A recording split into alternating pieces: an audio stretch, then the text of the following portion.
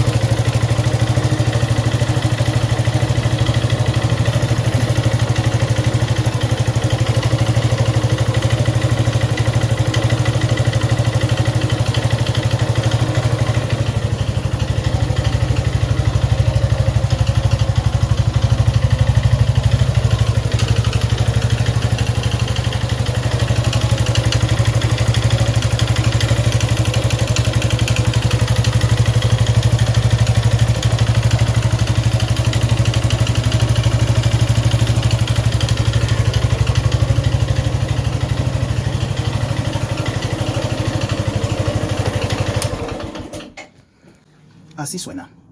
Entonces, ese vamos a desarmar para ver cuál es el problema.